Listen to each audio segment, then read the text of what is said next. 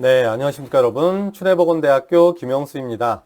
오늘 지금 영상을 촬영하는 이유는 뭐 다들 아시겠지만 지난번 4월 5일 울산광역시 그 안경사 법정 보수교육에서 제가 자료를 너무 많이 준비해 간 건지 아니면 제가 서두에 너무 쓸데없는 말을 많이 해서 그런지 모르겠지만 좀 그 정해진 시간 안에 전체 내용을 다 전달을 못 해드렸던 것 같아요. 그래서 지금 다시 영상을 추가로 촬영하고 있고요. 오늘도 뭐 길게 얘기를 해봐야 또 시간만 길어질 것 같으니까 아주 짧게 지난번에 그 대면 법정 보수교육 때 했던 내용들은 좀 빠르게 넘어가고요. 뒤쪽에 하지 못했던 말을 위주로 해서 간략하게 좀 말씀드려 볼까 합니다. 이러한 내용이 뭐 지난번에 법정 보수교육 그 대면 보수교육 때도 말씀드렸지만 여러분들께서 더 많이 잘 알고 계실 것이고 또 이러한 내용을 가지고 뭐 크게 도움이 안 된다 뭐 느끼실 수도 있겠지만 그래도 한번 차분히 들어보셔서 단 하나의 내용이라도 여러분들께서 안경원을 운영하시는데 도움이 되기를 기대하면서 짧게 한번 또 얘기를 한번 해보도록 하겠습니다.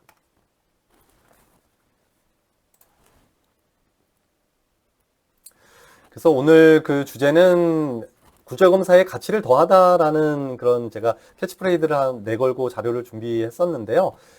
그러니까 뭐 어떤 굴절검사의 어떤 절차를 말씀드리거나 이렇게 굴절검사를 하세요라는 것을 말씀드리기보다는 굴절검사를 하는 중간에 이런 것들을 조금만 더 고민하신다면 좀 도움이 되지 않을까 뭐 이런 관점에서 말씀을 드린다라고 생각해 주셨으면 좋겠습니다.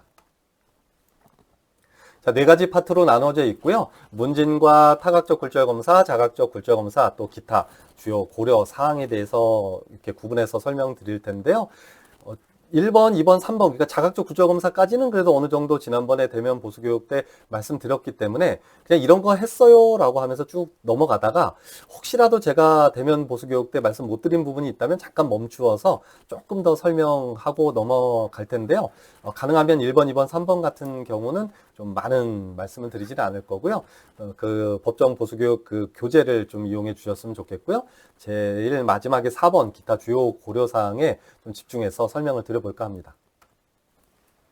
자, 첫 번째 문진과 관련된 말씀을 드리는데요. 제가 보수교육 때도 말씀드렸던 것처럼 사실 이게 문진이 중요하다는 건 다들 알고 계실 텐데 문진에서 어떤 것들을 활용해야 하고 어떤 내용을 또 이런 안경원을 내원하신 분들에게 말씀드려야 될지 잘 감이 안 잡히는 경우도 좀 있을 텐데요.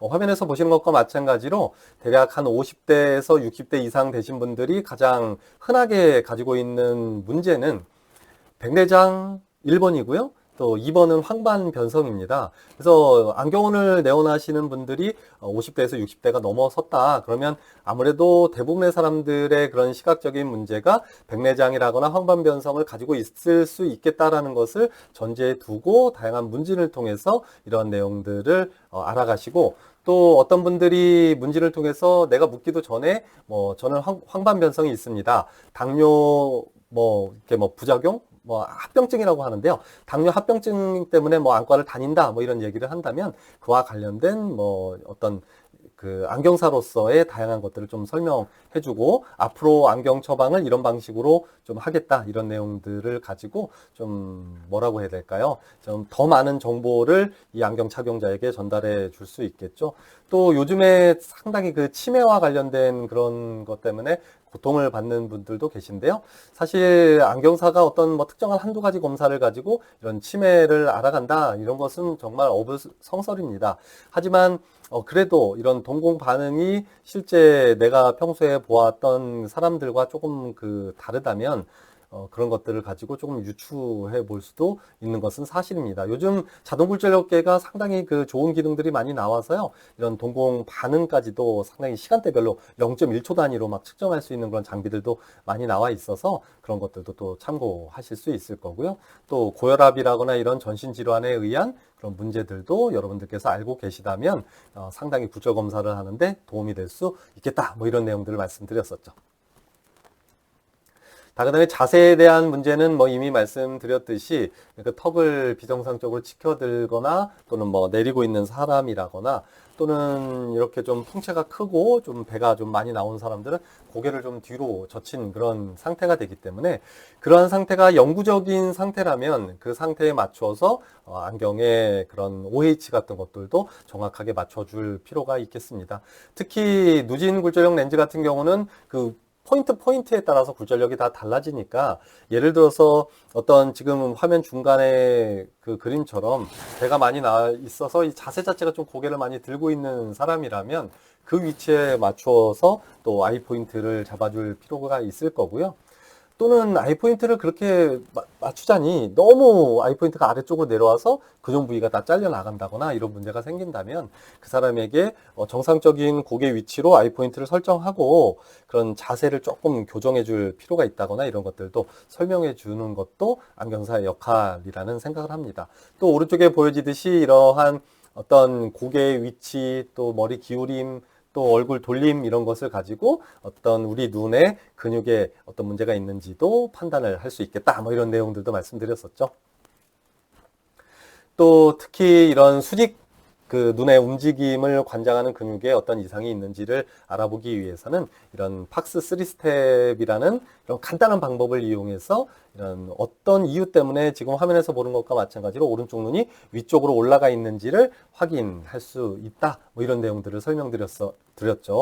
그래서 지금 화면에서 보는 것과 마찬가지로 뭐 이건 뭐 이론적인 얘기니까 제가 뭐 방법에 대해서는 크게 뭐 말씀은 안 드리고 그냥 넘어갈 텐데요. 이 내용에 대해서도 추가적으로 제가 나중에 필요하다면 이 쇼츠 형태로 한 1분 내외로 간단하게 또 촬영을 해서 또 올려드릴 기회가 또 있을 겁니다. 어찌됐든 여기서 말씀드리고자 하는 것은 이런 특정 근육의 수직 방향으로 눈을 움직이는 근육에 이상이 있어서 어떤 눈이 수직으로 편의되어 있다면 이런 팍스 3스텝을 이용해서 간단하게 어떤 근육에 이상이 있는지를 확인할 수 있는 그런 방법이다라는 것도 알아두실 필요가 있습니다. 그래서 이런 방법을 정확하게 알고 계시는 것도 중요하겠지만 내가 왜 이런 검사를 하는지 또 이런 검사를 통해서 어떤 근육에 이상이 있는지를 알았다면 그에 맞춘 또 프리즘 처방을 하는 방법도 알아야 하겠죠. 그런 내용에 대해서는 나중에 필요하다면 제가 추가적으로 또 설명드릴 기회가 있을 것 같습니다.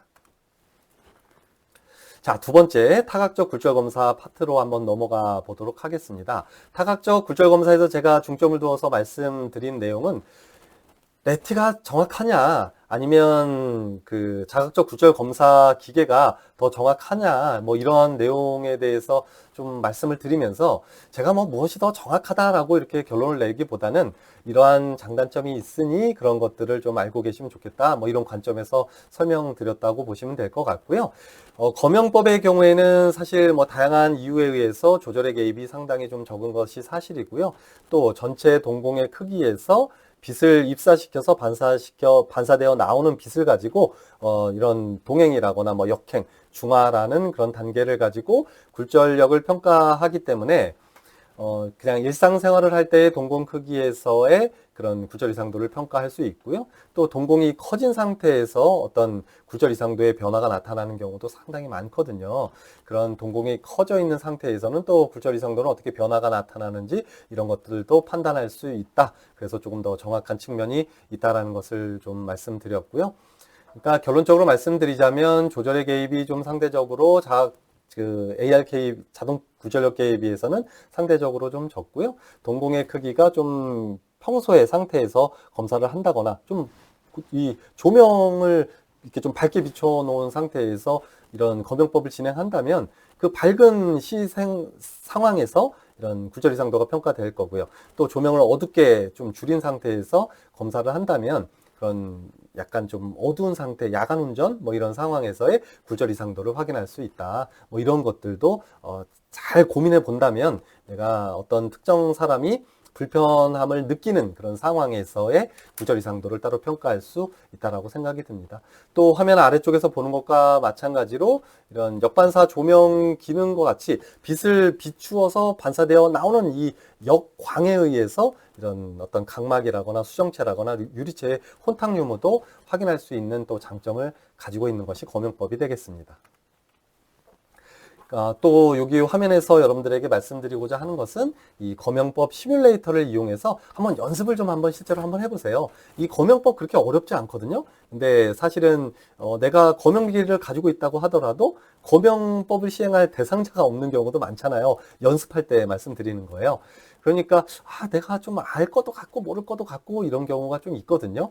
그럴 때 이런 검영법 시뮬레이터를 좀 써주면 그래도 이런 상황이구나 라는 거, 이렇게 검사를 진행하는 거구나 라는 것들은 대충 좀 익힐 수 있고요. 특히 그러니까 9절 이상도가 이런 난시까지 가지고 있는 경우라면 조금 더 헷갈려 하시는 경우가 많거든요. 그런 경우에 또 연습하기에도 상당히 좋습니다. 또 이 자동 구전력계의 경우에는 요즘 나오는 그 기계들은 다양한 기능들이 많아요. 그래서 이것은 뭐 대면 그 보수교육 때 다 말씀드린 내용이니까 이 내용에 대해서 뭐 자세히 말씀드리려는 건 아니고 화면에서 보는 것과 마찬가지로 이런 다양한 기능들이 요즘에 나와 있으니까요. 이런 기능들을 가지고 있는데도 잘 쓰지 않는 그런 경우가 좀 있는 것 같아서 가능하면 이러한 내용들을 많이 사용을 해주시면 좋을 것 같고요. 다른 기능들은 아마 다 알고 계실 텐데 지금 여러분들 보시는 화면 좌측 제일 하단에 보여지는 것과 마찬가지로 이런 파면 수차를 측정 가능한 그런 기능들이 많이 있거든요. 그래서 이런 수차를 측정해서 뭐 동공의 크기가 뭐 그다지 크지 않다면 사실은 이런 파면 수차가 크게 영향을 주지는 않습니다. 하지만 어떤 사람이 비정상적으로 이런 동공의 크기가 좀 큰 경우라면 이런 파면 수차들도 좀 고려해 볼 필요도 있고, 동공의 크기가 크지 않더라도 이런 정상적인 상황보다 이런 파면 수차의 크기가 좀 크게 나온다면 그런 것들도 조금 고민해 볼 필요가 있겠죠. 이 사람은 이런 파면 수차가 크기 때문에 다양한 수차에 의해서 좀 흐림을 좀 겪는 사람이겠구나. 그러면 이런 수차를 좀 줄여줄 수 있는 방법은 무엇이 있을까? 그러면 뭐 드라이브 세이프라거나 이런 렌즈가 좀 도움이 될까? 그런 것들도 좀 고민을 해 볼 필요가 있다. 이런 얘기들 좀 말씀드렸었죠. 그 다음에 뭐 그때 제가 대면 보수 교육할 때 정확하게는 말씀 안 드리고 그냥 쓱 하고 넘어갔는데요.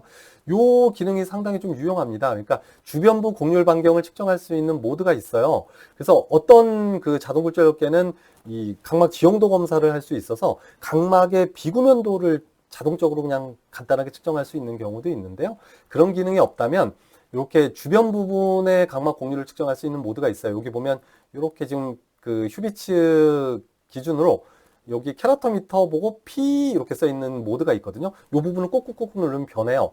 그래서 이거를 P는 페리페럴, 주변부를 뜻하거든요, 영어로. 그래서 주변부 곡률 반경을 측정할 수 있는 기능이 있어요. 그래서 이 버튼을 누르고 측정하면 이 안에 보이는 빨간 불빛이 타깃이 움직여져요. 위로, 아래로, 오른쪽, 왼쪽 움직이거든요. 그 빨간 타겟을 보도록 해서, 예를 들어서 위를 본 상태에서 정면으로 자동 고철력계를 측정하면 아랫부분의 그 주변 부분의 각막의 그 곡률 반경을 측정하는 거겠죠. 그래서 이 네 가지 방향의 모든 곡률 반경을 측정하게 되면 프린트를 딱 누르면 이게 프린트물이 엄청 길게 나오거든요. 길게 나오고 밑에 보면 뭐 다양한 모드로 나오는데요. 어쨌든 여기에 뭐 편심률, 이렇게 한글로 편심률이라고 써 있지는 않아요. 뭐 어떤 경우에는 뭐 P라고 써 있기도 하고요. 또 어떤 경우에는 뭐 2라고 써 있기도 하고요. 근데 대체적으로 2라고 써 있어요. 그래서 2는 0.46 이렇게 나온다면 보통 우리나라 사람 기준으로 한 0.5 정도 되는 그 편심률을 가지고 있거든요. 그래서 편심률이 한 이 정도라면 그냥 보통 하는구나. 근데 이제 극단적으로 표현하자면 뭐 0.76 정도 이렇게 측정됐다면, 편심률이 측정됐다면 일반 사람들보다는 편심률이 높다. 즉 각막의 중앙부터 가장자리로 갈수록 아주 급격하게 평평해지는 그런 비구면도를 가지고 있는 사람이니까 콘택트 렌즈를 피팅하거나 이럴 때도 일반 사람보다는 조금 더 이렇게 좀 플랫하게 처방해야 할 그런 상황도 있고요. 또 일반적인 소프트 콘택트 렌즈나 하드 콘택트 렌즈가 잘 피팅되지 않을 가능성도 상당히 크다라는 것들도 확인할 수 있습니다. 그런 것들도 확인하기 위해서는 이런 주변부 각막의 곡률 반경을 측정해서 이런 편심률을 이용해서 확인할 수 있습니다. 자, 그 다음에 자동굴절력계에서 뭐 다른 다양한 기능들도 있지만 이런 역반사 조명 기능을 이용하게 되면 다양한 것들을 확인할 수 있습니다. 그러니까 각막의 어떤 상태, 또 홍채의 상태라거나 수정체의 상태, 또 유리체의 상태들을 확인할 수 있고, 더 뒤의 내용은 확인할 수 없지만 각막의 앞쪽, 그러니까 각막, 또 홍채, 수정체, 유리체까지는 충분히 확인이 가능하고요. 아주 빠르게 한번 살펴보도록 하겠습니다. 자, 첫 번째 화면을 한번 볼게요.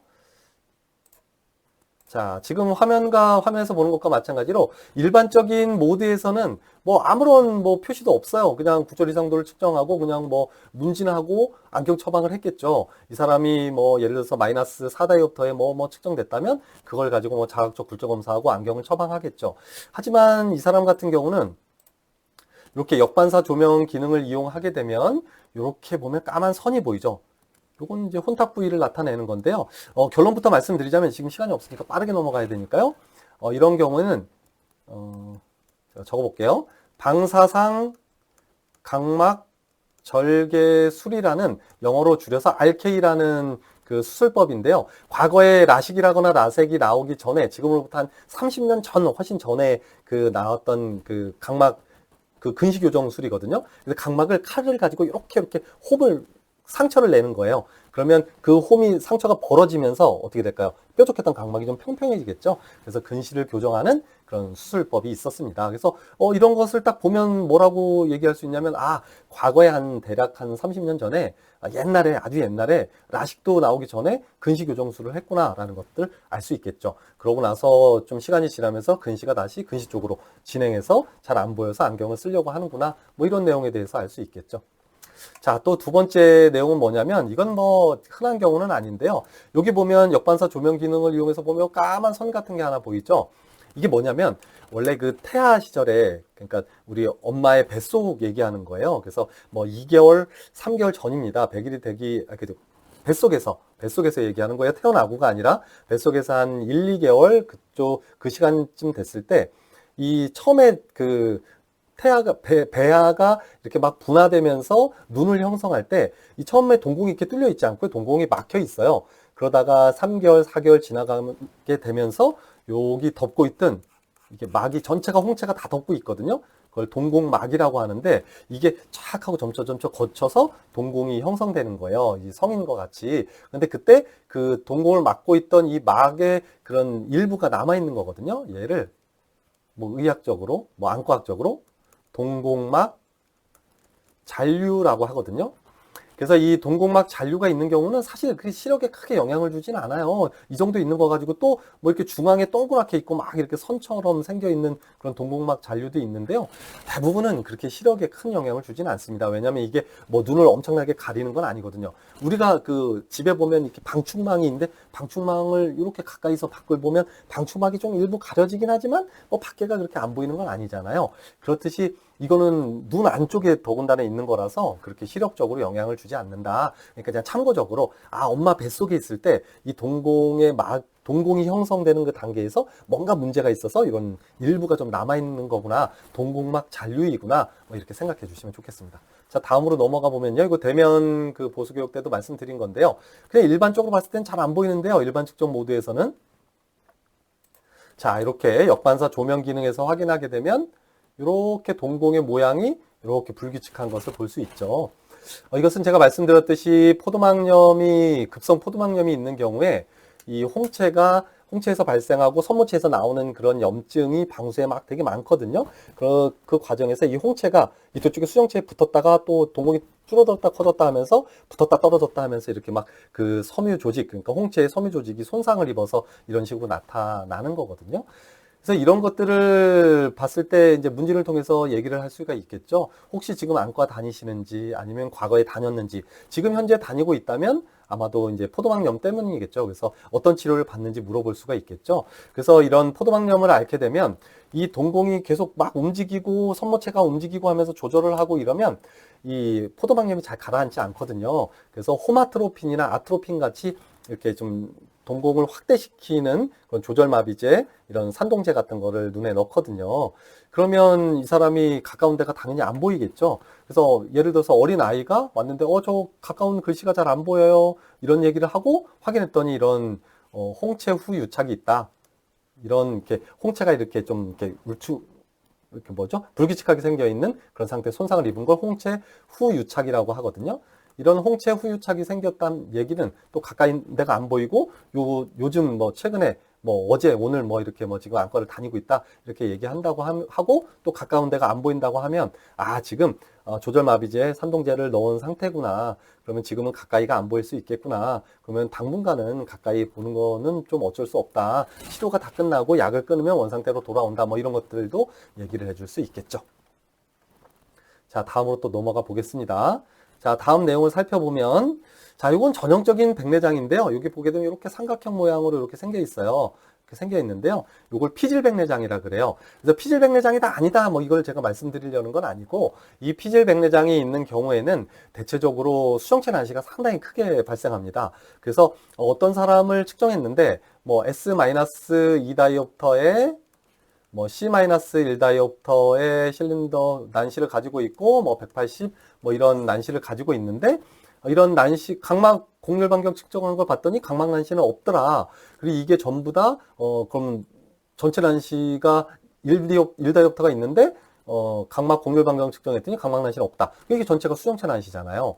근데 이 수정체 난시가 뭐 1이라면 뭐 크게 문제가 안 되겠지만 뭐 2든 3이든 어쨌든 간에 이것은 이 그 백내장이 생겨 있는 이 중심 부위, 이 혼탁된 부위와 백내장이 생기지 않은 부위의 굴절률이 막 달라져서 생기는 그런 일종의 각막에서 생기는 각막의 울퉁불퉁해서 생기는 그런 부정난시와 마찬가지로 수정체에서 발생한 부정난시라고 생각해야 되거든요. 그러니까 이런 난시를 과연 다 교정해야 될까 안 해야 될까를 고민할 때도 역관사 조명 기능이 확실히 도움을 줄 수 있죠. 그래서 저 같은 경우는 이렇게 피질백내장이 있고 난시가 있는데 수정체 난시가 대부분이다. 그럼 이 난시는 교정하지 않습니다. 가능하면. 왜냐하면 그 백내장에 의해서 발생하는 부정난시이기 때문에 수정체에서 발생한 부정난시이기 때문에 교정도 되지도 않고요. 억지로 막 이걸 교정하겠다고 막 방사선시표 또는 뭐 전분시표에 크로스 실린더까지 넣어서 막 힘들어가면서 난시 검사할 필요는 없다라고 보여집니다. 뭐 다 그런 건 아니지만 대부분 그래요. 또 이거는 피질백내장의 뭐 정도에 따라 다르겠지만 그래서 이런 것들도 굴절 검사를 할 때 고려를 한다면 아무래도 굴절 검사를 할 때 많은 도움이 되지 않을까 그런 생각이 듭니다. 자, 다음으로 또 넘어가 보겠습니다. 이것도 잠깐 여기 멈춰 보면, 자, 여기 동공 중앙에 보면 이런 원들이 막 보이죠? 결론부터 말씀드리자면, 요거 같은 경우는 다초점 인공수정체를 그 삽입한 상태입니다. 그래서 그 백내장 수술을 했는데 그냥 일반 단초점 인공수정체가 아니라 다초점 인공수정체를 넣어서 수술을 한 상황이죠. 근데 웃긴 거는 이 다초점 인공수정체를 삽입했다고 해서 이런 근거리 보는 게 완벽할 거라고 생각하시면 조금 오산일 수 있습니다. 왜 그러냐면 이 다초점 인공수정체는 그 눈 안에다가 여러 개의 초점을 만들거든요. 이 굴절력에 따라서 또는 뭐 회절의 원리를 이용해서 그러다 보니까 예를 들어서 우리가 뭐 이 단초점 인공수정체로 수술을 하고 돋보기를 썼다면 눈으로 들어오는 100개의 빛을 이용해서 딱 돋보기를 이용해서 한 지점에 초점 포커스를 맞추죠. 그러니까 얼마나 선명할까요? 그런데 이런 다초점 인공수정체 같은 경우는 여러 개의 초점을 맺힌 상태에서 거리에 따라서 그 중에서 잘 보이는 포커스를 맞추기 때문에 뭐 극단적으로 표현하면 눈으로 들어오는 100개의 빛 중에서 뭐 한 10개의 빛만을 이용해서 근거리를 본다라고 생각하시면 돼요. 중간거리도 마찬가지고요. 뭐 원거리를 볼 때도 마찬가지고요. 그래서 이 대비감도가 상당히 떨어지기 때문에 근거리를 볼 때도 잘 안 보인다라고 얘기하는 경우가 많습니다. 그런데 이걸 확인하지 않으면 이 사람이 가까운 데가 안 보인다라고 얘기하니까 노안이라고 단정하게 되고 그런 노안 가입도 검사 막 이런 걸 억지로 막 하게 되죠. 근데 이렇게 다초점 인공수정체를 넣은 사람은요. 그런 그 선생님들께서 알고 계시는 그런 노안 교정 방법을 쓰는 것이 아니라 그냥 검안테를 씌워 놓고요. 렌즈 하나하나 바꿔가면서 그렇게 그 근거리 씹혀 놓고요. 검사하는 게 훨씬 더 정확합니다. 왜냐하면 이미 다초점 인공수정체가 삽입된 상태에서 이런 대비감도가 떨어짐에 의해서 발생하는 그런 문제이기 때문에 그런 어떤 플러스 렌즈를 부가적으로 보통 한 플러스 1 정도 내외에서 교정하면 훨씬 더 그 만족감은 높아지니까요. 그 이상 교정되는 경우는 상당히 좀 적습니다. 또 한 가지는 또 동공의 크기에 영향을 많이 받기 때문에 동공의 크기가 극단적으로 또 작은 사람들은 또 이런 노안용 그 인공수정체를 삽입했어도 크게 효과가 없는 경우도 있으니까요. 어쨌든 그런 구조 검사를 할 때 특히 근거리가 불편하다는 그런 얘기를 하고 또 역반사 조명 기능에서 확인해 봤더니 이런 노안용 다초점 콘택트 렌즈를 넣었더라. 그러면 이거는 뭐 이런 그 격자시표 놓고 뭐 크로스 실린더 놓고 노안가입도 검사하고 이렇게 할 것이 아니라 그냥 시험태 하나 씌워놓거나 뭐 프로프터에서 그냥 간단하게 렌즈 바꿔가면서 검사하는 것이 훨씬 더 유리하겠다. 이런 것들도 참고하시면 좋겠습니다. 자, 다음 내용은요. 유리체의 혼탁인데요. 지금 요거 보면서 말씀드릴게요. 얘는 별 모양 유리체증이라는 조금 예쁜 이름을 가지고 있는 그 병인데요. 이 유리체는 젤리 같은 형태로 생겨 있기 때문에 이 안에 유리체에 그런 변성이 생겨서 이렇게 좀 까맣게 이렇게 그 별 모양 유리체증이 생기면 눈을 오른쪽 왼쪽으로 막 움직이게 하면 얘가 막 움직입니다. 네, 이렇게 움직이죠. 그래서 유일합니다. 그래서 어떤 혼탁 중에서 동영상 잠깐 멈추고요. 네, 자 조금 동영상 뒤로 가볼게요.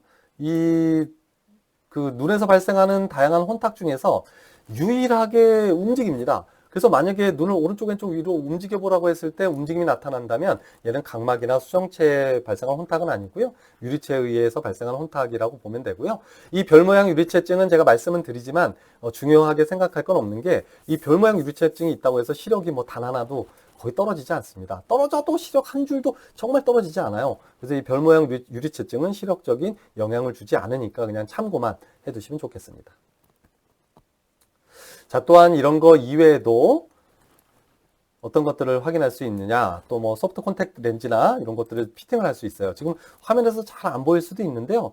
지금 여기가 지금 이렇게 렌즈가 이렇게 지금 착용된 상태거든요. 그래서 렌즈가 약간 좀 이렇게 편심되어 있는 상태인데요. 그런 것들도 그냥 자동굴절력계로 육안으로 보아도 확인이 되게 가능하고요. 이런 마이어 이미지라거나 이런 것들이 막 이렇게 좀 휘어져 보이니까요. 그런 걸 통해서도 또 이런 콘택트 렌즈의 피팅 상태 뭐 이런 것들도 확인할 수 있습니다. 그래서 이런 자동굴절력계는 기본적으로 보통 한 7배 정도가 확대돼서 보이기 때문에 뭐 단순히 그냥 육안으로 피팅 상태를 확인하는 것보다 훨씬 유리할 수 있습니다. 또 요거는 지난 대면 보수교육 때 말씀드린 것처럼 하드렌즈 피팅된 건데요. 피팅은 되게 잘 돼 있는 상황이에요. 움직임도 좋은데요. 가운데 이렇게 막 그 뭐라고 그럴까요? 뭐가 더 막 지저분하게 묻어 있죠. 이런 상태를 가지고 또 이물질이 묻어 있는 그런 상황을 확인할 수 있고요.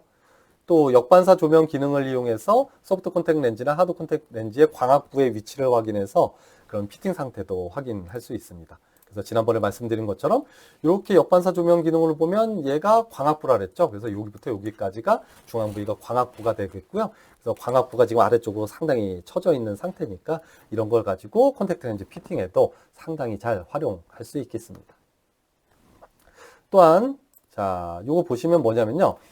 역반사 조명 기능을 켜놓고요. 이 사람에게 눈을 깜빡깜빡 한 2번쯤 하세요 하고, 자, 눈을 뜨고 지금부터 버티세요 하고, 눈을 감지 마세요 하고, 안경사는 속으로 초를 셉니다. 1초, 2초, 3초, 4초 이렇게 초를 세다 보면 어떤 현상이 나타나는지 한번 보세요.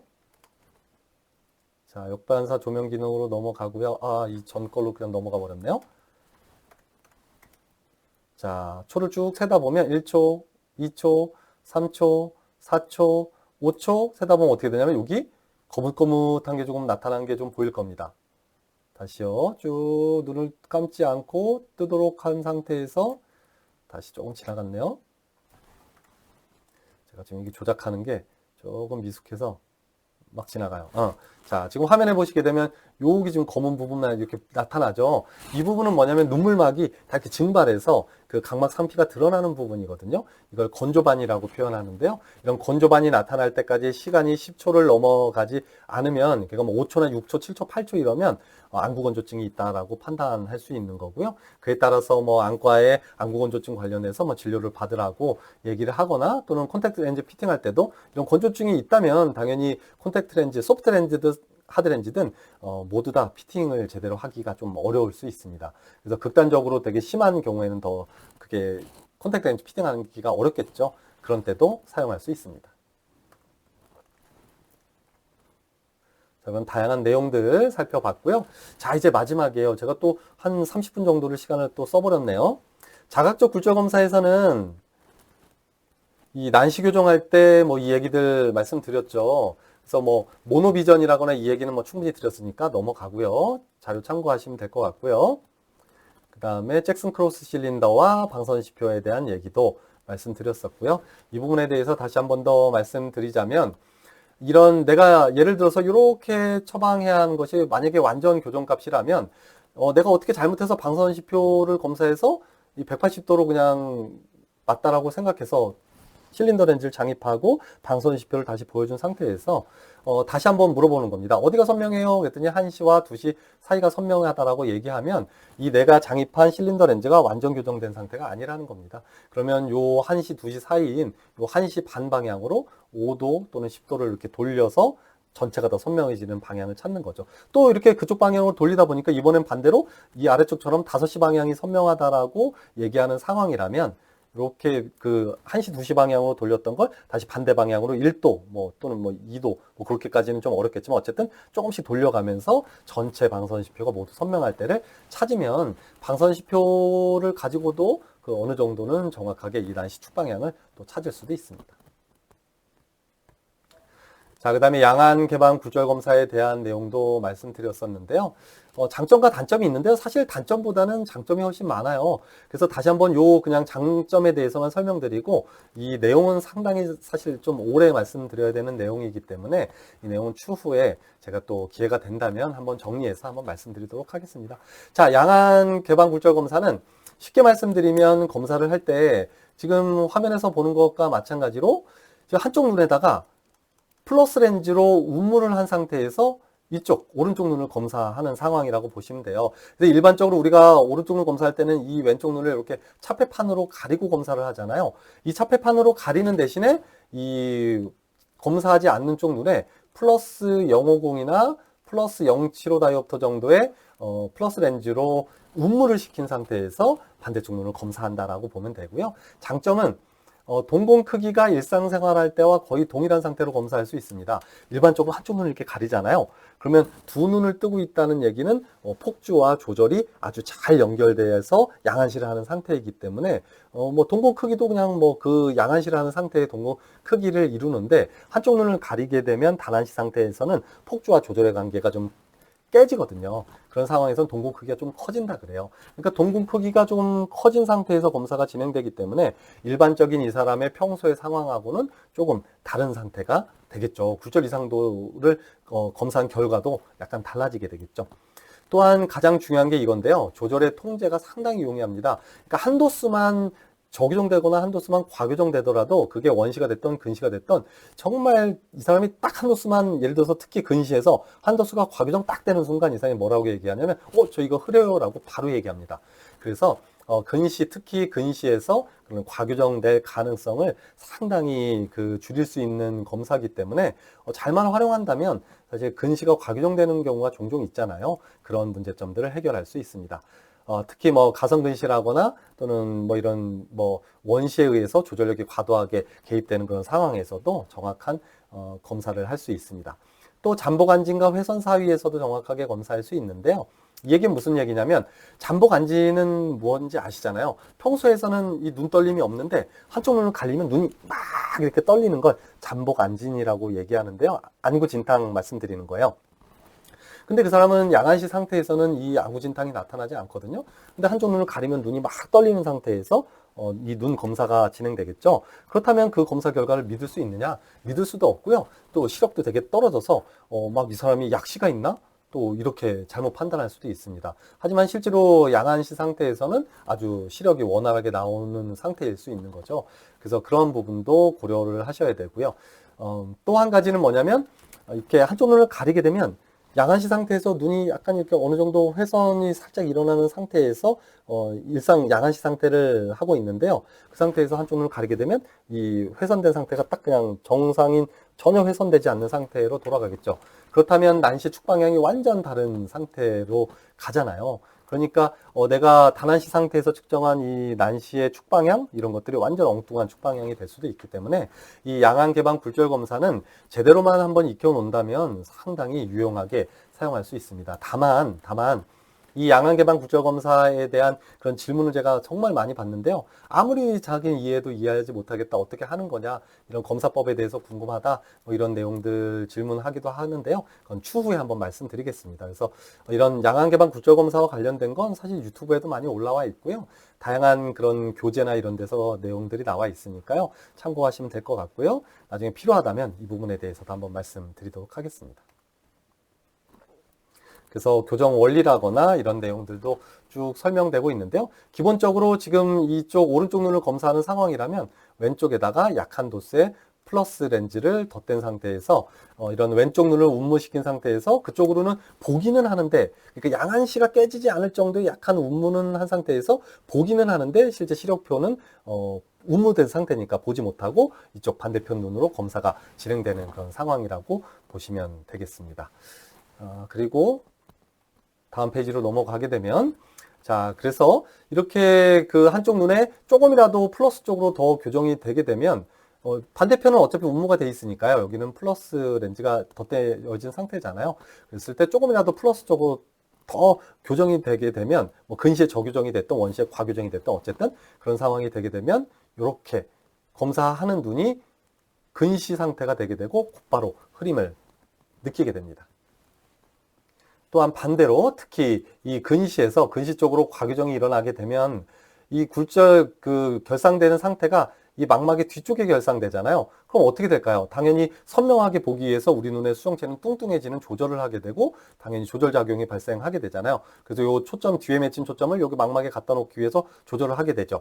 그러면 여기 애초에 운무됐던 이 눈도 더 조절을 할 수밖에 없잖아요. 오른쪽 눈과 왼쪽 눈은 따로 조절을 할 수는 없어요. 한쪽 눈이 조절하면 반대쪽 눈도 같이 조절을 하게 되거든요. 그러니까 더 큰 근시 상태가 되죠. 눈앞에 플러스 렌즈가 더 강한 플러스 렌즈를 덧댄 것과 같은 상황이 되니까요. 이 사람이 아주 극도로 흐림을 느끼게 됩니다. 그래서 이쪽 검사하는 눈이 근시가 과교정된 상황이구나. 그러면 한 도수를 근시를 빼야 되겠구나. 이렇게 판단할 수 있기 때문에 상당히 이 근시를 과교정되지 않게 만들 수 있는 좋은 검사법이다라고 생각해 주시면 좋겠습니다. 자, 이제 마지막으로 기타 주요 사항에 대해서 말씀드리고 마무리 짓도록 하겠습니다. 이미 제가 좀 앞에 복습을 하느냐고 좀 길어지긴 했는데요. 자, 요 내용은 뭐냐면 제가 말씀드렸던 것처럼 일생을 통해서 사람들의 굴절 이상도는 좀 변하더라. 그래서 태어났을 때는 약간 원시 상태로 태어나서 정시 상태로 대부분은 머물러 있어서 평생 정시 상태로 가는 경우가 대부분이긴 하지만 일부에서는 특히 아시아권 우리나라 사람들 같은 경우는 근시로 진행되는 경우가 좀 종종 많이 있고, 또 정시이든 근시이든 또 그 사람의 나이가 50대, 60대 정도의 나이가 되면 이런 정시는 원시로 가고 원시는 더 원시로 가고 근시는 근시가 약간 주는, 그러니까 그것도 약간 원시 쪽이죠. 어찌됐든 결론적으로 약간 원시 쪽으로 진행되는 경우가 대부분 있다는 걸 알아두는 것도 중요하겠죠. 그래서 어떤 사람이 뒤에서 설명하겠지만 뭐 마이너스 4다이옵터의 안경을 쓰던 사람인데 어느 날 뭐 2, 3년 있다가 왔는데 마이너스 3이 됐다. 그러면 이러한 원시 쪽으로 진행한 것이 어떤 뭐 백내장의 당뇨에 의한 어떤 문제냐, 백내장에 의한 문제냐, 아니면 단순히 이런 굴절 이상도의 변화, 그러니까 여기서 아까 제가 지난번에 말씀드린 것처럼 이런 중장년기에 원시로 발생하는 가장 대표적인 이유가 수정체의 굴절률이 적어지니까 빛을 덜 꺾어주니까 원시 쪽으로 조금 진행되는 그런 원인 때문인지, 긴장성 조절이 감소하기 때문인지 아니면 맥락막의 두께가 증가하기 때문인지 어찌됐든 이런 중장년기에는 약간 정상적으로 눈에 병이 없더라도 이런 원시적으로 진행할 수 있다. 이런 것들을 말씀드렸었죠. 그러면서 그럼 과연 이러한 원시적으로 변화된 그런 상황을 정확하게 실제로 원시적으로 변화된 상황을 그대로 처방할 거냐 말 거냐에 대한 고민이 생기잖아요. 지금 예시처럼 마이너스 3.25가 마이너스 2가 됐다. 그러면 이거 마이너스 2로 처방하는 것이 사실 굴절 검사 결과 값으로 보면 완벽하겠지만 실제로는 꼭 그렇지는 않다는 것은 여러분들도 알고 계시잖아요. 그래서 일반적으로 이러한 상황이라면 대부분 한 0.50 정도 도수를 낮추어서 단계적으로 마이너스 2까지 도달하는 것이 가장 중요하겠죠. 3.2를 3으로 또 뭐 2.5로 2.25로 해서 단계적으로 마이너스 2까지 진행을 해야 이 사람이 불편하지 않다는 겁니다. 여러분들에게 제가 뭐 신발 이 얘기도 말씀드렸지만 이 사람이 그런 시각적인 이런 습관은 한순간에 그렇게 바뀌지 않습니다. 이런 폭주를 하는 습관, 또 조절을 하는 습관, 이런 것들은 그렇게 한순간에 바뀌지 않거든요. 그러니까 마이너스 3.25의 안경을 계속 몇 년을, 뭐 몇십 년을 쓰고 왔을 수 있겠죠. 그러니까 항상 그러한 조절 체계, 폭주의 체계가 그 안경에 맞춰져 있는 상태에서 갑작스럽게 마이너스 2로 바꿔주게 되면 뭐 그런 굴절 검사 자체로 봤을 때는 완전 교정됐다라고 볼 수 있지만 이런 조절의 문제, 폭주의 문제 이런 것들이 그냥 갑자기 바뀌어 버리기 때문에 이 시각적인 불편함을 이루 말할 수가 없습니다. 단순히 그냥 흐리다라고 표현하는 것 이상의 그런 불편함을 호소하기 때문에 단계적으로 조절을 이런 그 굴절 이상도를 변화시킬 필요가 있겠다. 이런 것들을 알아두실 필요가 있겠습니다. 자, 그 다음에 평광 선글라스의 조제 및 가공에 대한 부분인데요. 이 부분은 제가 이제 질문을 좀 자주 받는 거기 때문에 그렇습니다. 자꾸 헷갈린다라고 이제 이렇게 말씀하시는 분들이 많아서 이건 그냥 결론만 말씀드리겠습니다. 그래서 그냥 안경 렌즈 회사에 아무 말 안 하고 이게 도수가 들어가 있든 도수가 들어가 있지 않든 평광 렌즈를 주문하게 되면 이렇게 그냥 이렇게 점이 딱 찍혀서 나와요. 두 개의 동그라미 찍혀 나오죠. 그러면 렌즈 미터에다 놓고 인점을 찍으면 예를 들어서 뭐 이렇게 3인점이 찍히겠죠. 그러면 이 3인점의 중간을 그 설계점에다 맞추고요. 이 가장자리에 조제 가공 축이 표시된 동그라미 부분을 축출기에다가 이렇게 삐뚤어지지 않도록 맞춘 상태에서 그냥 조제 가공만 하면 됩니다. 단 전제는 이렇게 만들어진 평광 렌즈의 경우에는 이런 수평 방향에서 반사되는 눈부심을 차단시키는 그런 렌즈라고 보시면 됩니다. 그러니까 수면에서 반사되는 빛에 의한 그런 눈부심, 낚시하시는 분들 있잖아요. 또 뭐 운전할 때 눈부심, 뭐 그 도로에서 반사되는 그런 눈부심을 차단시켜 준다는 목적이 되겠고요. 근데 만약에 뭐 특별한 경우이긴 한데 저 여태까지 임상 경험이 뭐 그렇게 많지는 않지만 한 번도 없긴 했는데 뭐 이렇게 유리창 수직 방향의 건물 유리창을 닦는 사람의 눈부심을 해결해 주기 위해서라면 그냥 조제 그 렌즈 제조 회사에 그런 것들을 설명하고 평광축이 지금과 같이 수평 방향으로 조제 가공축이 돼 있으면 얘는 수직 방향으로 평광축 즉 수직 방향으로 이렇게 구멍이 뚫려 있는 거거든요. 그러니까 확대해서 보면 수직 방향으로 아주 이런 긴 틈이 이렇게 갈라져 있는 겁니다. 그래서 수평 방향으로 반사되는 빛을 차단시켜 주는 건데요.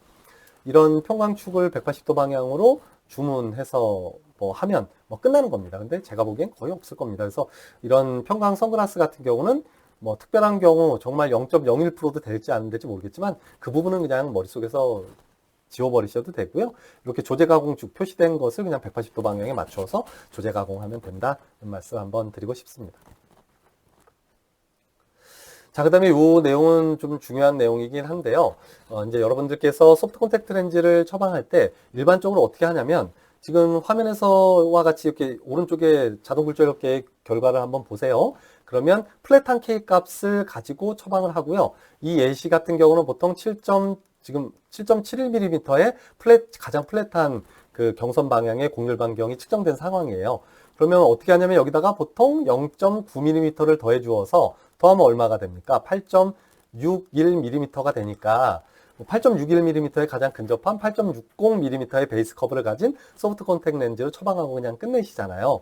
그런데 사실 이렇게 소프트 콘택트 렌즈를 처방하게 되면 제가 그 임상 경험상 또 다양한 연구 결과를 취합한 결과 채 30% 정도도 잘 되지 않습니다. 그러니까 정확하게 피팅될 가능성이 그렇다는 얘기죠. 뭐 물론 움직임 양상 가지고 뭐 추가적으로 좀 피팅 상태를 좀 봐서 평가하는 것이 맞겠지만 이론상 그 정답, 그러니까 완벽하게 맞은 그 베이스 커브, 맞는 소프트 콘택트 렌즈의 직경과 베이스 커브를 찾기 위해서는 이론적으로나마 빨리 찾으려고 하다 보면 조금 더 정확한 방법을 택하는 것이 좋다는 얘기를 말씀드리려고 하는 거예요.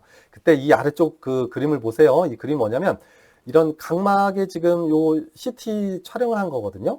그랬을 때 이 각막을 바닥에 놓았을 때 바닥부터 이 각막까지의 이 스윙 높이를 우리는 세지털 뎁스, 뭐 그냥 줄여서 세그 뭐 이렇게 얘기하거든요. 뭐 우리말로 하면 뭐 시상 깊이다 뭐 이렇게 표현하는데 어쨌든 이 각막이 가지는 세그 값과 동일한 세그 값을 가지는 소프트 콘택트 렌즈를 처방하는 것이 정말 완벽에 가깝게 그 처방할 수 있는 방법인데요. 이 내용에 대해서 제가 뭐 장황하게 설명드리려는 건 아니고 오늘 이 화면에서 여러분들께서 알아두셔야 될 건 첫 번째, 그래도 이 정도는 알아두셨으면 좋겠다. 이 뭐 세그 값을 뭐 계산하는 방법 이런 게 좀 어렵다고 하더라도 기본적으로 각막의 가시홍채 직경은 일단 측정을 하고 그 측정된 가시홍채 직경을 이용해서 이런 그 소프트 콘택트 렌즈의 직경을 먼저 선택해 주는 것이 좋습니다. 일반적으로 지금 화면의 예제에서 보는 것과 마찬가지로 가시홍채 직경이 만약에 12.1mm가 측정됐다면 가시홍채 직경을 어떻게 측정하느냐? 자동 굴절력계 이렇게 측정할 수 있는 그 모드 있다고 제가 서두에서 말씀드렸잖아요. 그걸로 측정하면 정말 정확하게 측정할 수 있어요.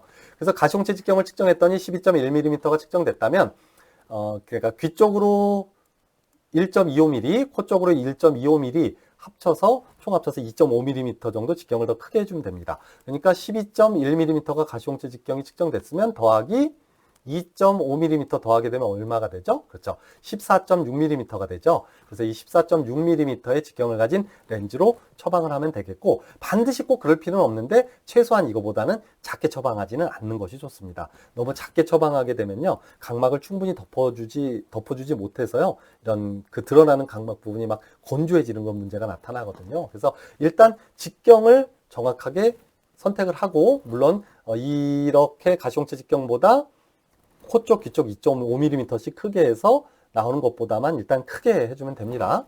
그런데 가능하면 고기에 근접한 걸 처방해 주는 게 가장 좋겠고요. 그 다음에 여기 QR코드가 이렇게 제시되어 있는데요. 그래서 이 QR코드의 내용을 보시면, 여기 들어가 보시면 제가 이 내용에 대해서는 설명을 다 해놨어요. 그래서 어떻게 하면 가시홍채 직경을 이용해서 소프트 콘택트 렌즈의 직경을 선택하고 또 정확하게 베이스 커브를 선정할 수 있겠는가, 이런 내용을 쭉 설명해 놨으니까요. 필요하신 분들은 한번 영상 시청해 주시면 좋을 것 같고요. 제가 이 방법을 설명드리려고 이 내용을 말씀드리는 건 아니고요. 그래서 콘택트 렌즈를 피팅할 때는 기본적으로 직경을 먼저 선택해 주고 그 직경에 맞는 베이스 커브를 선택해 주어야 그 사람이 가진 각막의 세그 값과 정확하게 맞는 세그 값을 가지는 소프트 콘택트 렌즈를 처방하게 되고, 이러한 방법을 통해서 소프트 콘택트 렌즈를 처방하게 되면 그렇지 않았을 때에 비해서 더 정확하게 소프트 콘택트 렌즈를 처방할 수 있고, 또 정답을 찾아가는 데까지도 시간이 상당히 짧아진다라고 이해해 주셨으면 좋겠습니다. 자, 다음 내용은 소프트 콘택트 렌즈가 회전된 것을 좀 보정해서 우리가 찾아주는 거 있잖아요. 그 축방향을, 이렇게 토릭 렌즈의 축방향을 좀 보정해 줘서 최종 처방하고 이런 거 한 번쯤 들어보신 적 있잖아요. 그때 뭐 라스 룰을 이용해라 뭐 어쩌고 저쩌고 얘기하는데, 저는 오늘 그 내용을 말씀드리려는 건 아닙니다. 실제로 임상에서 이 콘택트 렌즈, 소프트 콘택트 렌즈가 토릭 렌즈가 회전된 거 사실 보기 어려워요. 혹시 슬릿 램프를 가지고 있다면 모를까. 그러니까 안경사의 입장에서 안경사가 가진 그런 기계라거나 재료를 가지고 이걸 평가하고 처방을 할 수 있어야 되잖아요. 오늘은 그 관점에 대해서 말씀드리고자 합니다. 자, 여러분들 여기 보시면 QR코드 있는데요. QR코드를 이렇게 찍으시면 이렇게 그 홈페이지가 하나 뜰 거고요. 여기 토리 트랙 칼큘레이터라는 홈페이지로 접속이 될 거거든요. 이거는 그 푸퍼비전에서 제공하는 그 프로그램인데요. 덧댐 굴절, 그러니까 소프트 토릭 렌즈를 착용한 상태에서 덧굴절 검사 결과값을, 덧댐 굴절 검사 결과값을 가지고 이렇게 조금 최종적으로 최종 처방해야 하는 토릭 렌즈의 축방향을 결정할 수 있는 그런 프로그램이거든요. 얘를 보시면 어떻게 됐냐면, 제가 한번 설명드려 볼게요. 첫 번째 1번 칸에다가는 안경 처방값, 완전 교정 안경 처방값을 넣게 되어 있고요. 자, 두 번째 칸에는 소프트 콘택트 렌즈의 처방, 내가 처방한 거 있잖아요. 그 사람한테 끼워 놓고 지금 덧댐 굴절 검사를 하려고 하는 그 렌즈의 처방값을 적어 주시면 됩니다. 그리고 세 번째는 뭐냐면, 그 렌즈를 낀 상태에서 뭘 하겠죠? 그렇죠. 덧댐 굴절 검사를 하죠. 덧댐 굴절 검사 결과값을 입력하시면 됩니다. 소프트 토릭 렌즈를 낀 상태에서 ARK로 측정한 값, 더 정확하게 하려고 그러면 자각적 굴절 검사, 덧댐 굴절 검사를 한 값을 입력하시면 되겠습니다. 마지막 요 4번이 있는데요. 4번은 이거 오른쪽으로 뭐 몇 도 회전했는지, 왼쪽으로 몇 도 회전했는지 뭐 이거 기록하는데요. 이거는 그냥 신경 쓰지 마세요. 그냥 입력한 대로 두시고요. 입력이 안 돼 있으면 그냥 뭐 여기다 숫자 그냥 10도 대충 그냥 입력하시면 됩니다. 그리고 요 밑에 있는 Calculate라는 버튼을 꾹 하고 클릭해 주시면 맨 아래쪽에 보여지는 것과 마찬가지로 이렇게 바꿔서 처방해 주세요 라는 결과값이 나오거든요. 만약에 이게 네 가지가 다 정확하게 입력되었다면 전제하에 맨 아래쪽에 보시는 것과 마찬가지로 스페리컬 마이너스 3.95 다이옵터, 실린더 마이너스 1.06 다이옵터, 그 다음에 축방향은 131도로 처방하면 이 사람이 렌즈가 회전된 상황에서 정확하게 내가 처방하고자 하는 그런 축 방향에 맞아서 덧대 굴절 검사라면 빵빵빵이 나올 거예요. 이렇게 제시를 해주거든요. 그런데 이렇게 131도로 처방해야 하느냐? 그게 아니에요. 왜 하면 안 되냐면 아까 요 렌즈 회전되기 몇 도 회전됐는지 우리가 그냥 측정해서 입력한 게 아니라 대충 입력했잖아요. 그래서 우리 안경사 입장에서 어떻게 해야 되는지를 말씀드리겠습니다.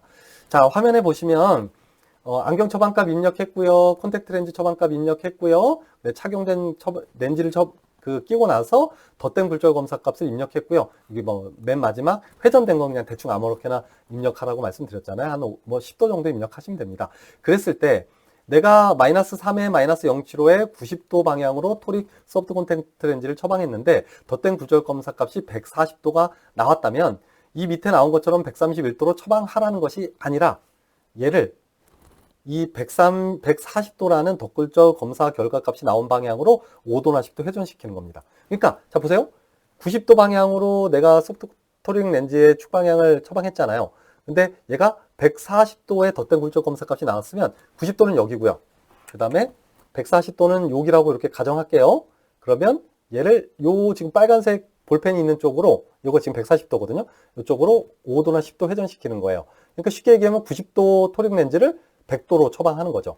10도 회전시켜서. 무슨 얘기인지 아시겠죠? 그리고 화면 오른쪽 상단에 보시면 얘는 뭐냐면 90도 토릭 렌즈를 축 방향에 토릭 렌즈를 꼈는데 덧댐 굴절 검사 값이 50도가 나온 거예요. 그럼 어떻게 되냐면 자 90도 축 방향에 렌즈를 꼈죠. 근데 50도 방향은 여기라고 가정합시다. 그러면 얘를 이쪽 방향이 몇 도인가요? 90도에서 80도, 70도, 60도, 50도잖아요. 그러니까 뭐 예를 들어서 85도라거나 80도 방향으로 축 방향이 된 토릭 렌즈를 처방하고 덧댐 굴절 검사를 해서 다시 확인하면 됩니다. 물론 정확하게 확인하려면 안경원에 이러한 그 축 방향별로 전부 다 그 트라이얼 세트를 가지고 있으면 좋아요. 그래서 만약에 A라는 회사의 그 렌즈들을 그냥 뭐 그 스페리컬은 신경 쓰지 마시고요. 그냥 뭐 C-1 디옵터로, C-075 디옵터로 전체 도수는 똑같이 하고요. 5도, 10도, 15도, 20도, 25도, 30도, 35도, 40도 이렇게 쫙 그 트라이얼 세트를 가지고 있으면 좋습니다. 그래서 이러한 경우에 90도짜리를 꼈는데 잘 안 맞으니 그러면 스페리컬은 무시하고요. 95도짜리 렌즈를 똑같은 회사에 똑같은 렌즈여야 합니다. 렌즈를 낍니다. 그랬더니 뭐 스페리컬은 몇이 나오겠죠. 교정을 안 했으니까. 근데 뒤에 실린더 값이 빵빵빵이 나온다면 그러면 그 값으로 처방하면 되는 겁니다. 그래서 뭐 이게 실린더 값은 조금 남아 있을 수도 있는데 뭐 이론상 예를 들어서 내가 아까 트라이얼 세트가 075의 난시 값을 가지고 있는데 얘는 내가 075를 끼는 상황이잖아요. 그럼 빵빵빵이 나와야 되잖아요. 덧댐 굴절 검사 값이. 그러면 95도로 처방하면 되겠구나. 또는 조금 더 이 또 난시 값이 또 추가로 나오고 또 축 방향이 이것처럼 뭐 140도 나오면 그러면 95도가 아니라 100도로 처방해야 되겠구나 해서 100도 트라이얼 세트를 착용시키면 되겠습니다. 이런 방식으로 이 축을 찾으면 되겠고요. 만약에 그런데 이게 10도 이상 더 벗어나는 경우도 있을 수 있잖아요. 그런 경우는 또 뭐 그럼 10도 벗어난 걸 처방해야 하느냐? 그렇지 않습니다. 그러니까 만약에 이렇게 해서 한 5도나 10도 정도 한두 번만 바꾸면 되고요. 10도 이상 벗어난다면 그 A라는 회사의 이 토릭 렌즈가 축이 회전되지 않게 만드는 그 방식 자체가 이 사람에게 맞지 않는 겁니다. 그러면 이제 B 회사라거나 C 회사에 아예 다른 렌즈로 처방해 주는 것이 더 바람직하겠고요. 그래서 여러분들께서 이 그 토릭 렌즈가 축방에 회전됐나 아닌가를 학교에서 그 배우듯이 뭐 이 라스루를 적용시켜서 뭐 왼쪽으로 회전하면 그 회전되는 만큼 더하고 오른쪽으로 회전되면 그만큼 뭐 빼주고 이런 라스루를 가지고 임상적으로 적용하는 것이 아니라 덧댐 굴절 검사 결과값을 가지고 간단하게 확인할 수 있습니다. 이 내용도 알아두시면 좋을 것 같습니다. 그래서 시간이 많이 흘러서요. 뒷내용은 좀 간단하게 하고 넘어가도록 하겠습니다. 그러니까 이 화면에서 여러분들께서 주의 깊게 살펴보셔야 될 내용은 그러니까 안경에서 콘택트 렌즈로 어떤 교정 용구를 바꿔주거나 콘택트 렌즈에서 안경으로 그 교정 용구를 바꿔줄 때 다양한 시각적인 환경의 변화가 나타나게 됩니다. 간단히 한 가지만 말씀드리면 예를 들어서 플러스 4다이옵터의 안경을 쓰던 사람이 플러스 4다이옵터의 소프트 콘택트 렌즈로 바꿔주는 상황을 가정하면 뭐 물론 정강거리 보정 이런 거 다 빼고요. 그냥 도수 그러니까 그 정강거리 보정 이런 개념이 아니라 이런 교정 용구를 바꿔줬다는 개념만 생각해 주세요. 그럼 어떻게 되냐면 플러스 4다이옵터의 안경을 쓰는 사람은 평소에도 어떤 대상 물체들이 그만큼 이렇게 확대돼서 보이잖아요. 근데 단순히 확대에 대해서만 보이는 것이 아니라 실제 50cm에 있는 물체를 바라보게 되면 이 물체가 커지면서 이렇게 막 40cm에 있는 곳으로 가까이 있는 곳으로 좀 이렇게 당겨져서 인식되거든요. 그러니까 머리는 이 물체가 50cm에 있는 게 아니라 40cm에 있다라고 그렇게 판단을 해버려요. 그러면 조절도 폭주도 상당히 더 많이 하면서 안경을 쓰고 살아가는 사람이거든요. 살아왔던 사람이고요. 그런 사람에게 똑같은 동일한 도수의 소프트 콘택 렌즈로 처방을 하게 되면 가까이 인식됐던 물체가 정시 안경을 쓰지 않은 사람처럼 멀리 이동하기 때문에 조절도 덜 하고요. 폭주도 덜 하는 상황이 발생합니다. 그러니까 어떤 사람이 조절이 상당히 부족하거나 아니면 폭주를 못해서 막 힘이 드는 사람이라면 도움이 되겠죠. 그런데 반대의 상황이라면 조금 불편할 수도 있습니다. 반대의 상황은 이런 경우에요. 마이너스 4다이옵터의 안경을 쓰던 사람한테 마이너스 4다이옵터의 소프트 콘택 렌즈를 처방한 상황이라면 그 사람이 마이너스 4다이옵터의 소프트 콘택 렌즈를 씀으로 인해서 실제로 50cm에 있는 물체가 마이너스 렌즈를 쓰게 되면 어떻게 됐나요? 더 멀리 막 60cm, 70cm로 멀리 항상 인식하면서 봐왔죠. 그러니까 조절도 덜 하고 폭주도 덜 하면서 살아오던 사람이 이제 콘택트 렌즈로 바꿔주게 되면 어떻게 해요? 점검거리가 없어지면서 얘가 50cm에 이렇게 가까이 있는 곳으로 실제 위치에 있는 곳을 인식하잖아요. 그러면 조절도 더 해야 되고 폭주도 더 해야 되는 상황이 발생하죠. 그러니까 극단적인 예로 어떤 사람이 뭐 50세 노안이 온 여자분인데 마이너스 안경을 계속 쓰다가 나 요새 뭐 어떤 일이 있어서 운동 때문에 뭐 안경을 빼고 콘택트 렌즈를 좀 써야 돼요 라고 얘기하는 상황이라면 이런 시각적인 상황, 그러니까 이 사람은 노안이 왔다? 그러면 안경을 썼을 때는 조절도 덜하고 폭주도 덜하는 상황인데 콘택트 렌즈로 바꿔주면 조절도 더 해야 되고 폭주도 더 해야 되니 이런 노안이 온 사람이 훨씬 더 불편할 수 있겠다. 그래서 그러한 경우에는 노안용 콘택트 렌즈로 바꿔주는 것이 더 정확할 거고요.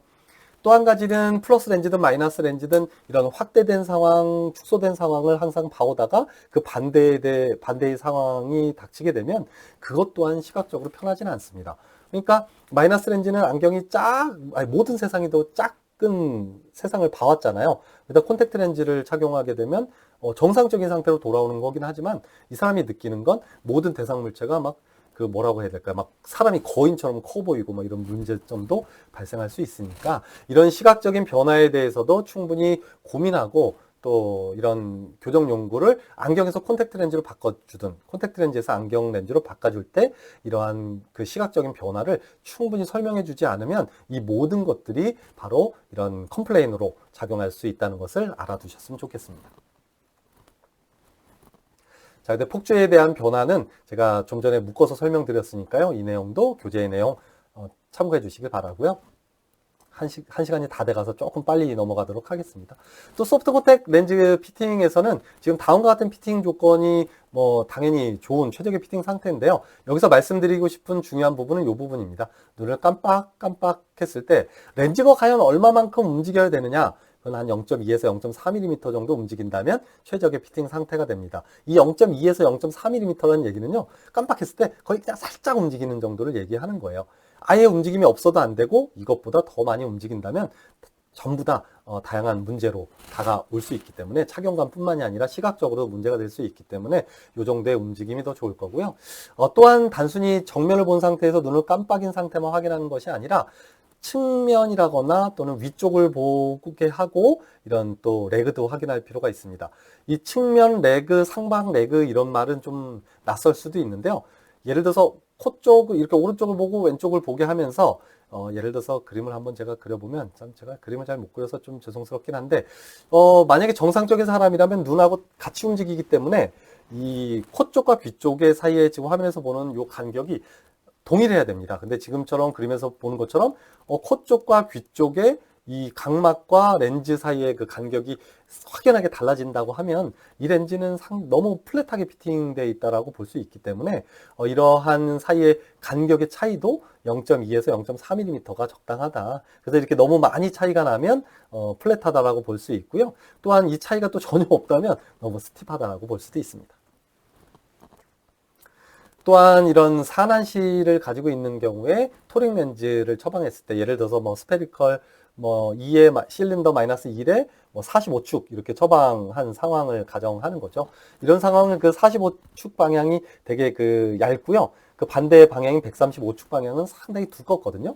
그러니까 그쪽 부분을 눈을 깜빡일 때마다 지금 그림에서 보시면 이쪽 부분에 자꾸 눈꺼풀이 이렇게 걸리면서 렌즈를 아래쪽으로 막 내리게 됩니다. 그래서 렌즈의 회전이 상당히 많아지기 때문에 기본적으로 산안시가 있는 경우에는 이런 토릭 렌즈를 처방하기는 상당히 어려운 경우가 많고요. 따라서 일반적인 피팅 상황보다는 훨씬 더 스티프하게 처방할 필요가 있고요. 또 렌즈의 두께를 얇은 렌즈로 처방하면 할수록 이런 회전되는 영향도 줄일 수 있겠다. 뭐 이런 정도 알아두시면 좋을 것 같습니다. 아이고, 제가 막 낙서를 해놓은 게 보여서 죄송스럽습니다. 자, 그 다음에 또 한 가지는 이제 거의 마지막인데요. ARK를 측정했을 때 다양한 상황이 있을 수 있을 것 같아요. 1번 상황은 뭐냐면 전체 난시가 모두 다 각막 난시이기 때문에 이 아래쪽 노란색으로 표시된 거는 수정체 난시의 양을 뜻하는 거거든요. 그 수정체 난시의 양이 하나도 없는 경우에는 뭐 구면 RGP 렌즈나 뭐 토릭 소프트 렌즈나 어떤 것들을 처방해도 무방하겠지만 지금 2번과 3번과 같이 전체 난시는 1번과 마찬가지이지만 요 중간쯤에 보시면 각막 난시가 이렇게 ARK 표시되어 있잖아요. 그래서 각막 난시의 상태에 따라서 이런 수정체 난시가 얼만큼 있는지를 확인할 필요가 있습니다. 그래서 결론부터 말씀드리자면 구면 RGP 렌즈를 처방하는 상황에서 2번과 3번과 같이 이렇게 수정체 난시가 상당히 많은 경우에는 처방한다고 한들 이 수정체 난시가 모두 다 이래 그 덧대 물질 검사에서 현성 난시로 나타나기 때문에 교정 시력이 당연히 제대로 나오지 않겠죠. 따라서 어떤 사람의 ARK를 측정할 때 이 사람이 가지고 있는 각막 난시, 수정체 난시, 전체 난시의 이런 양상을 판단해서 특히 수정체 난시의 양상을 판단해서 RGP 구면 렌즈로 처방할지, RGP 토릭 렌즈로 처방할지, 소프트 토릭 렌즈로 처방할지를 결정하시면 되겠고요. 가장 좋은 것이 전체 난시가 각막 난시라면 뭐 구면 RGP 렌즈로 처방하는데 전혀 문제가 되지 않고 2번과 3번과 같이 수정체 난시가 좀 075 이상 가지고 있는 경우라면 이때는 구면 하드 렌즈로는 좀 어렵다라고 판단하시면 좋겠습니다. 자, 이제 마지막인데요. 이렇게 자동굴절계를 측정했을 때, 그러면 우리가 하드렌즈를 처방할 때, 뭐, 움직임, 뭐, 이런 것들을 보고, 뭐, 다양하게 평가를 하지만, 사실 임상적으로 이게 스티프한지 플랫한지 이런 걸 확인하기가 상당히 어려운 경우도 많습니다. 이럴 때, 덧댄 굴절 검사 결과를 이용해서 간접적으로 피팅 상태를 확인할 수 있는데요. 지금 예제에서 보는 것과 마찬가지의 상황에서 일반적으로 구면 하드렌즈를 처방하는 상황이라면, 뒤에 실린더 렌즈는 고민할 필요가 없습니다. 왜? 지금 예제 같은 경우는 그 전체 난시가 모두 각막 난시이기 때문에 누액 렌즈로 전부 다 커버가 되거든요. 따라서 이러한 경우에는 그냥 마이너스 3다이옵터, 즉 구면 굴절력만 가지고 처방을 하면 됩니다.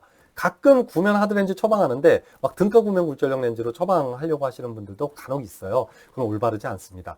무조건 하드렌즈는 구면 굴절력만 가지고 이론상으로 그 굴절력을 처방하시면 되고요. 지금 화면과 마찬가지로 마이너스 3다이옵터의 그런 구면 하드렌즈로 처방을 했다라고 가정하면 또 7.67mm의 베이스 커브를 가진 렌즈로 처방했다라고 가정했을 때 세 가지 상황이 있을 겁니다. 당연히 또 2번과 같이 빵빵빵이 나오면 이 피팅 상태는 정확하겠구나. 무슨 얘기냐면 이론적으로 구면 굴절력과 동일한 굴절력을 가진 하드렌즈를 처방했기 때문에 빵빵빵이 나오는 게 맞습니다. 한데 지금 1번과 같이 만약에 마이너스 1이라는 덧댄 굴절 검사 결과값이 나왔다면 이 상황은 어떻게 되는 거냐면 조금 이해가 어려우실 수도 있지만 각막에 하드렌즈가 이렇게 너무 스티프하게 착용되게 되면 요 안에 처방되는, 지금 제가 색깔을 조금만 바꿔볼게요. 요 누액 렌즈의 모양이 어떤 모양 같이 보이시나요? 약간 플러스 렌즈 모양 같이 생기지 않았나요? 그렇죠. 그래서 플러스 누액 렌즈가 가지니까 이 눈 자체의 굴절력이 플러스 쪽으로 더 변한 겁니다. 그러니까 어떻게 될까요? 플러스 굴절력이 증가하니까 더 근시 상태가 되는 거잖아요. 그래서 이렇게 마이너스 렌즈로 교정해라, 이런 덧댄 굴절 검사 결과값이 나오는 거거든요. 그래서 결론부터 말씀드리자면 덧댄 굴절 검사 결과값이 이론상 정시가 돼야 하는데 마이너스 쪽으로 더 과도하게 나왔다. 그러면 이 렌즈는 지금 스티프하게 처방된 상태구나라고 판단하고 이 처방된 그 베이스 커브를 조금 더 플랫하게 바꿔줄 필요가 있어요. 좀 전에 7.67mm로 처방했다라고 말씀드렸잖아요. 베이스 커브를. 그렇다고 얘기하면 뭐 예를 들어서 7.70이라거나 아니면 뭐 7.80이라거나 뭐 이렇게 조금 더 플랫한 상태로 바꿔줄 필요가 있겠고요. 반대로 3번과 마찬가지로 덧댄 굴절 검사 결과값이 이론상 나와야 하는 결과값보다 훨씬 더 플러스 쪽으로 나왔다면 너무 플랫하게 처방되었기 때문에 조금 더 스티프하게 처방할 필요가 있겠죠. 그러니까 7.67이 아니라 7.60이라거나 뭐 7.50이라거나 이렇게 베이스 커브를 조금 더 스티프하게 처방해야 할 필요가 있습니다.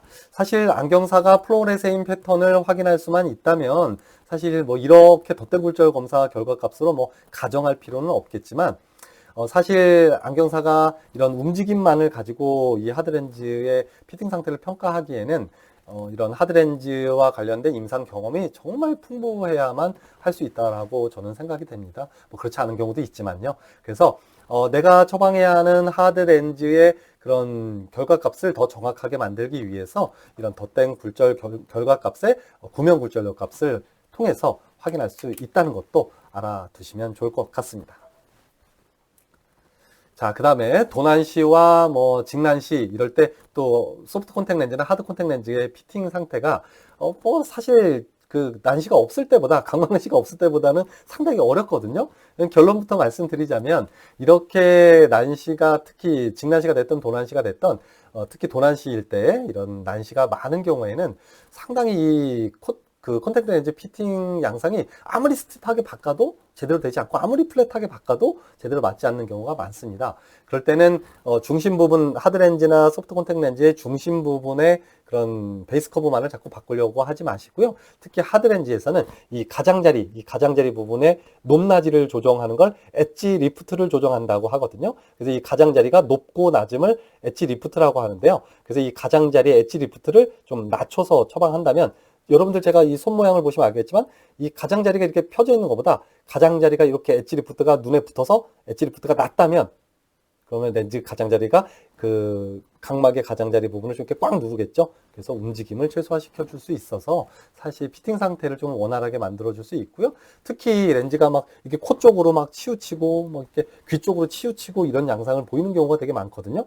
그런 경우는 아무리 스티프하게 처방한다고 해도 잘 안 되는 경우가 많아요. 그래서 그냥 위아래로만 그 치우친다라고 하면 그런 거는 뭐 스티프하게 처방하거나 플랫하게 처방하거나 아니면 직경을 키우거나 좀 작게 하면 대부분 해결이 되는데 이렇게 코 쪽이나 귀 쪽으로 치우치는 경우는 하드렌즈의 엣지 리프트 즉 가장자리의 이 높낮이를 좀 조정해서 완벽하게 하드렌즈를 피팅할 수 있겠다 이런 내용도 좀 알아두셨으면 좋겠습니다. 자, 이것으로 내용을 마칠 텐데요. 뭐 제가 여러분들에게 말씀드리고 싶은 내용을 충분히 말씀드렸는지 모르겠고요. 또 한편으로는 또 이 지금 준비한 이 내용들을 차분히 정리해서 말씀드리자면 제가 봤을 때는 한 서너 시간 정도의 분량이라서 제가 너무 빨리 말씀드린 것 같아서 죄송스럽기도 한데요. 어찌됐든 이런 내용들을 부족하나마 그래도 제가 너무 부족하게 말씀드렸을지언정 그래도 한번 돌려보시고요. 이해가 잘 되지 않는 부분은요.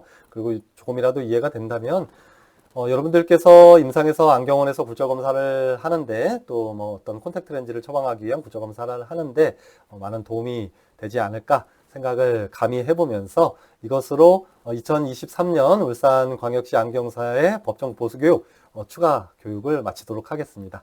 네, 지금까지 장시간 내용 들어주셔서 감사합니다.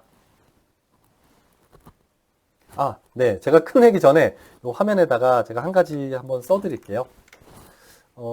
제가 그 이메일 주소를 말씀드리려고 하는데요.